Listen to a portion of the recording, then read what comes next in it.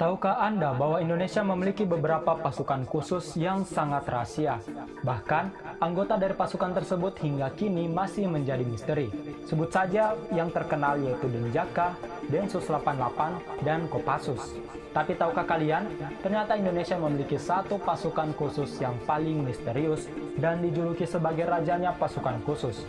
Pasukan tersebut tidak lain dan tidak bukan yaitu Detasemen Harimau atau yang biasa dikenal dengan julukan Den Harim. Untuk mengenal lebih jauh mengenai Den Harim, maka tidak terlepas dengan kaitannya perjuangan Indonesia pada tahun 1945. Pada saat itu, terjadi perlawanan keras yang dilakukan oleh Indonesia di Makassar untuk memukul mundur pasukan Belanda. Dalam perlawanan tersebut terbentuk suatu pasukan dengan julukan Lapris dan berganti nama menjadi Pasukan Harimau Indonesia yang merupakan asal muala terbentuknya Den Harim. Singkat cerita, Pasukan Harimau Indonesia yang dibentuk di Makassar pada era Perang Kemerdekaan ini sangat populer. Robert Walter Mongisidi yang merupakan personil pasukan Harimau yang paling ditakuti Belanda memang berhasil ditangkap dan kemudian dihukum mati pada 5 September 1949. Nah, di era Orde Baru di bawah pemerintahan Presiden Soeharto, sosok Mongisidi kembali populer setelah kisah perjuangannya dibuat film bertajuk Tapak-Tapak Kaki Walter Mongisidi pada tahun 1982. Selain diangkat sebagai pahlawan nasional pada 6 November 1973, Mongisidi juga mendapatkan penghargaan tertinggi dari negara, yakni Bintang Mahaputra.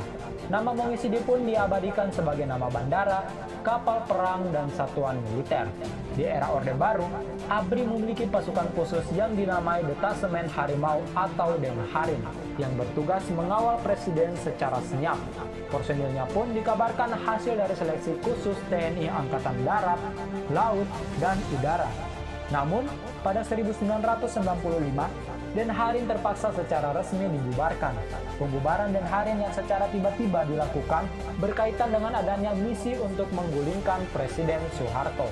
Setelah bubar, identitas para prajurit Den Harim tetap dirahasiakan, bahkan hingga saat ini. Meski demikian, mantan anggota Den Harim diberi kebebasan untuk melakukan tindakan-tindakan rahasia hingga melakukan pembunuhan pada terduga pengganggu negara. Namun, isu yang beredar pada 1999, satuan ini dikabarkan dibentuk kembali meski tidak diketahui siapa yang melakukannya. Begitu pula dengan maksud dan tujuannya masih menjadi sebuah rahasia. Tapi, keberadaan pasukan super yang dianggap lebih hebat dari Kopassus ini masih gelap dan simpang siur karena tidak adanya bukti yang otentik. Walaupun begitu, sebagian masyarakat masih meyakini bahwa Den Harim memang ada. Itulah yang membuat Den Harim sampai detik ini masih menjadi sebuah pasukan paling misterius di Indonesia.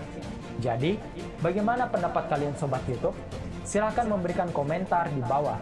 Terima kasih telah menonton video yang singkat ini, dan sampai jumpa pada video berikutnya.